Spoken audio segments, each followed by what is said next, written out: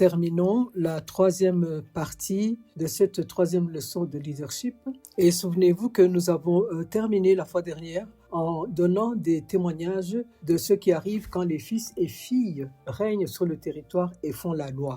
Donc, il ne s'agit pas seulement de prier, il ne s'agit pas seulement d'intercéder, mais il s'agit d'un peuple qui affirme vouloir que la volonté de Dieu soit faite ici-bas comme au ciel et qui condamne au nom de Jésus tout ce qui empêche l'accomplissement de cette volonté. Nous souhaitons donc voir une Église qui œuvre conformément à ce mandat sur tout le continent africain. Nous croyons que le temps de la réforme est arrivé. Vous savez, grâce à cette réforme, l'Europe a radicalement changé. Lorsque l'Europe a commencé à appliquer la parole de Dieu à sa vie et à sa vie publique, sa culture et son économie ont changé. Leur système politique a changé. Et nous prions Dieu pour une période de réforme en Afrique afin que sa parole ne soit plus confinée aux murs de l'Église. Elle sera libérée et deviendra un critère d'évaluation de la conduite publique. C'est possible, oui, c'est possible. Nous recherchons donc une Église territoriale. Nous avons constaté l'existence de dénominations d'Églises et nous croyons qu'elles perdureront longtemps avec leurs articles de foi. Cependant, nous aspirons à une Église territoriale. Nous souhaitons une Église qui ne se limite pas à l'évangélisation, mais qui s'engage à enseigner à la nation tout l'enseignement du Christ. Nous avons vu l'Église dans sa dimension privée. Ainsi, si Rachel, ma femme, reçoit une révélation, quelque chose de nouveau et souhaite fonder une église, elle y est autorisée. Cela relève de la sphère privée. Mais nous explorons maintenant la Bible pour y voir l'expression publique du corps de Christ, pour constater que l'église peut être établie en vue d'accomplir la destinée que Dieu a prévue pour une communauté ou une nation. Je vous invite donc à examiner les Écritures et à vous poser une question. Dans la Bible, les églises ne tirent pas leur nom d'un aspect de la vérité, mais des villes et de communautés où elles ont été fondées. Pourquoi ? Pourquoi l'église d'Éphèse ne s'appelle-t-elle pas fondation de l'église de la sainteté ? Pourquoi ne s'appelle-t-elle pas, par exemple, combat spirituel ? Le ministère par excellence, car il aborde le combat spirituel, la sainteté et la relation avec le Père, c'est l'épître aux Éphésiens. En fait, beaucoup considèrent l'épître aux Éphésiens comme la révélation suprême reçue par Paul. Et cela pourrait être le cas, car elle est puissante. Mais je dis que cette église n'a pas été nommée d'après un aspect de la vérité. Il en va de même pour l'église de Thessalonique, celle de Bérée, celle de Philippe et celle de Rome. Alors, pourquoi ce schéma se répète-t-il dans les Écritures ? Car si vous recevez une révélation et que vous donnez ce nom à votre église, l'année suivante, une autre révélation viendra au monde. Et vous ne pouvez pas changer le nom de votre église chaque année.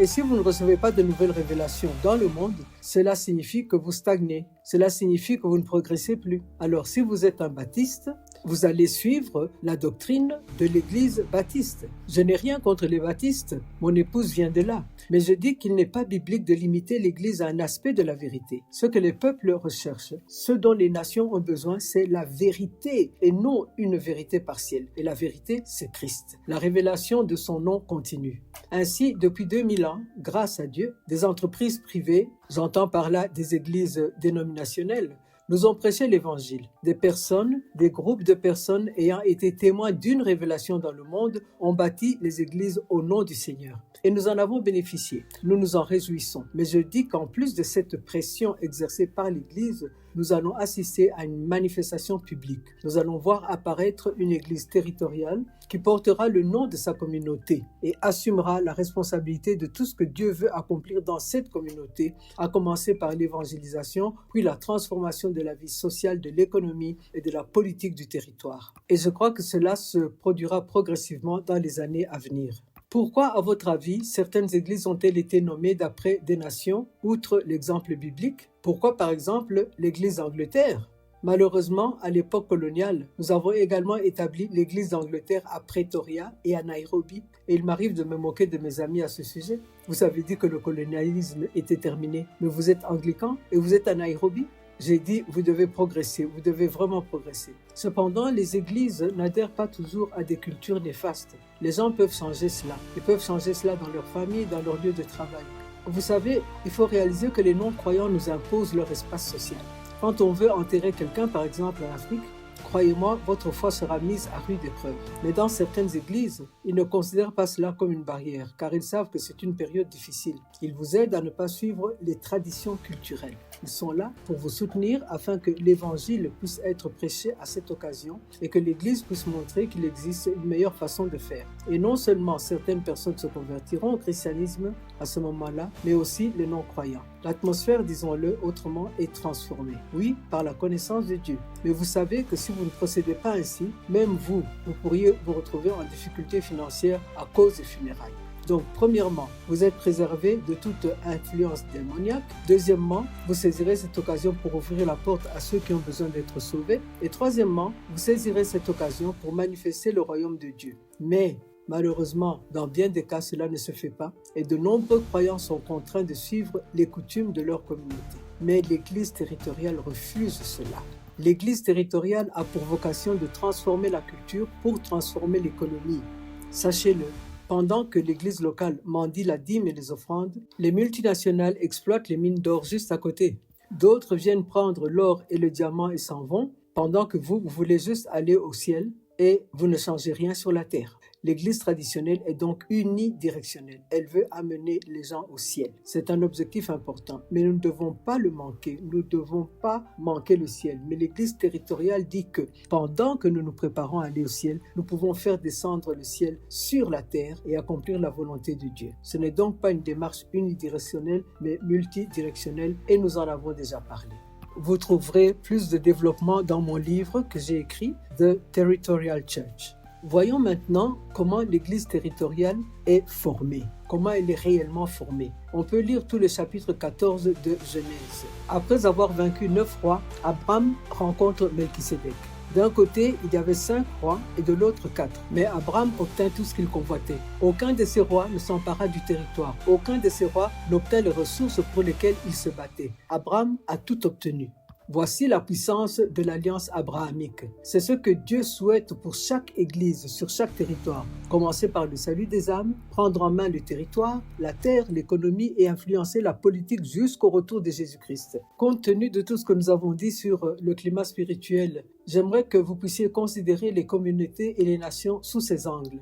Sont-ils pré-réformés ou pré-christianisés ? Je crois que nous sommes réformés. Et la plupart des communautés du monde appartiennent donc à cette catégorie. Mais n'oublions pas que l'Europe du XVIe siècle a connu ce que l'on a appelé la réforme biblique. Vous pouvez faire la recherche sur Google. Et je crois fermement que cette réforme a eu un impact considérable. Elle a fait sortir l'Europe des ténèbres pour la conduire vers la lumière. Elle a sorti de l'obscurité. La réforme a amené le salut individuel et le contrôle de la papauté sur le salut. Malheureusement, la papauté, l'Église catholique romaine, s'était emparée de la Bible, la soumettant à une mentalité idolâtre. Voilà où nous en sommes aujourd'hui sur le continent. Chaque décision prise à l'Église se résume très souvent à l'adoration d'une seule personne. Nous avons besoin que l'Église retrouve l'immuabilité de la Bible et nous avons besoin d'une génération libérée de l'idolâtrie religieuse. Il ne s'agit pas de manquer de respect aux dirigeants et à l'autorité, bien au contraire, sous peine de créer le chaos, mais il est hors de question de les vénérer.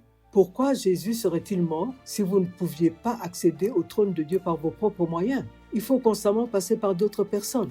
Car si on est incapable de prier seul, sans demander à quelqu'un de prier pour soi, là on sombre dans le chaos et dans les ténèbres. Alors que nous disons attendre le retour de Jésus, nous nous créons un autre Dieu et adorons les hommes au lieu de Dieu. Je crois qu'une réforme biblique est nécessaire. Cette réforme biblique nous permettra de nous rapprocher du cœur, non seulement de l'Église, mais de la terre tout entière. Alléluia. Et cela nous incitera à réformer notre vie sociale, économique et politique. Malheureusement, certaines sociétés ayant connu la réforme biblique sont déjà devenues post-chrétiennes et post-réformées. L'Europe actuellement, elle est dans une ère post-biblique, post-réformée, post-chrétienne. Mais je vais vous dire la vérité, j'aime l'Europe, j'aime l'Amérique. Pourquoi? Parce que quand on voit comment les chrétiens africains ne sont pas prêts à faire le moindre sacrifice pour aller dans un autre village, aujourd'hui, on se demande pourquoi. Les grandes églises pentecôtistes aujourd'hui refusent d'aller dans les villages en Afrique. Ils veulent aller là où il y a l'argent, vous savez. Ils ne veulent pas aller dans les villages. Pourtant, il y a une centaine d'années, certains ont quitté la civilisation européenne. Ils sont venus là-bas, ils ont fondé des églises dans vos villages et vous en profitez maintenant. Et vous ne voulez pas faire des sacrifices pour les autres. Mais je crois que l'Afrique va enrichir l'Évangile et que Dieu va s'en servir pour apporter une nouvelle réforme et le réveil.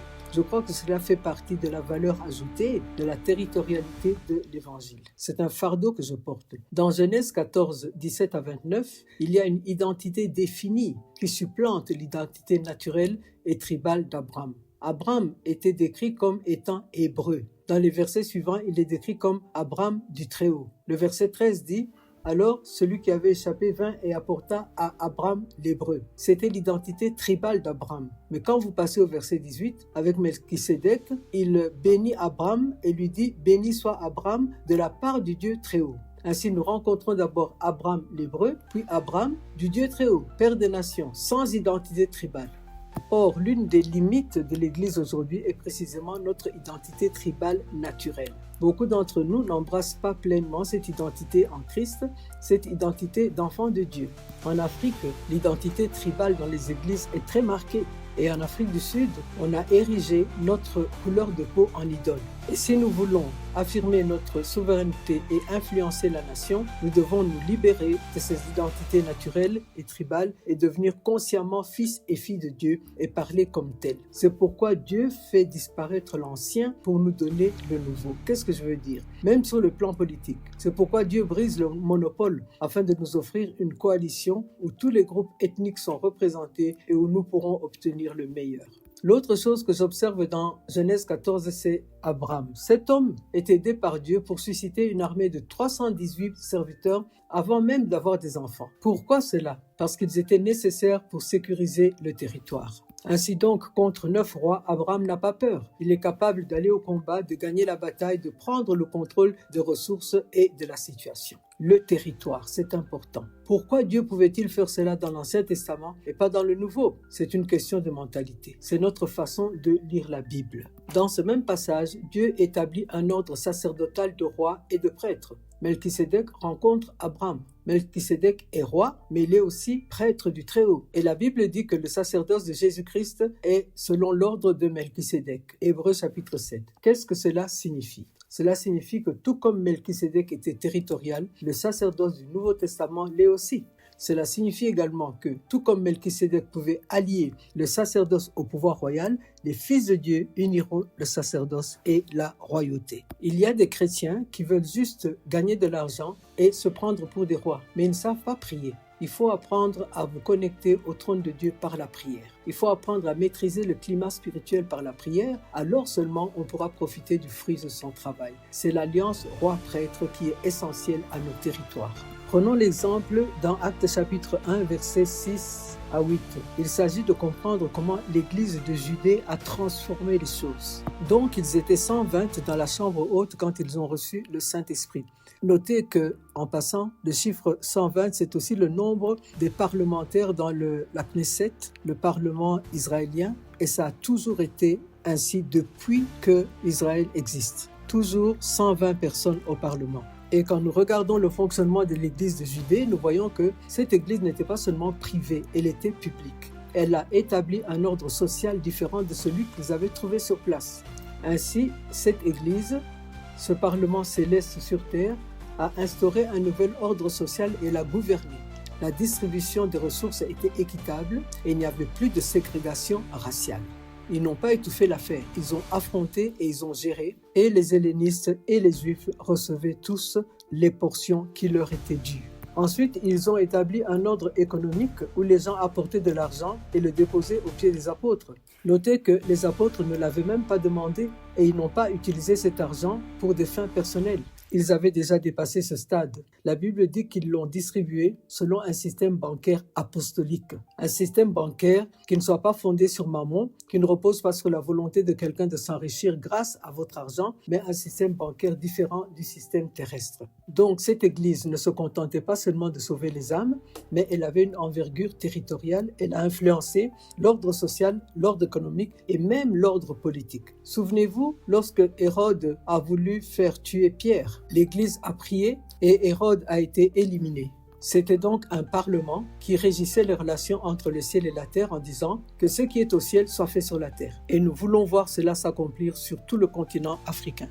Prenons maintenant un exemple dans le livre de Daniel. Un fils de Dieu plongé dans un contexte spirituel des plus difficiles. Il avait des raisons de se plaindre d'être amer, car son pays avait été pillé et de nombreux exégètes bibliques affirment que, comme la plupart des esclaves, Daniel fut castré, ce qui le priva de tout avenir quant à avoir une descendance. Il aurait pu perdre tout espoir, mais au contraire, cet homme vient à Babylone et nous donne l'exemple de la manière dont nous pourrions œuvrer à transformer le climat spirituel, passer des ténèbres à la lumière et faire prospérer l'œuvre du ciel au sein d'une communauté. Tout d'abord, au chapitre 1, nous voyons Daniel qui se consacre complètement à Dieu. Il se donne entièrement à Dieu. Il ne se laisse pas influencer par l'environnement social. Et c'est là le problème de beaucoup d'entre nous aujourd'hui. Au lieu de nous séparer pour Dieu, en réalité, nous voulons ressembler aux non-croyants. Nous voulons jouer leur musique pour qu'ils viennent à l'église. Nous voulons nous habiller pour eux pour ne pas les faire sentir différents.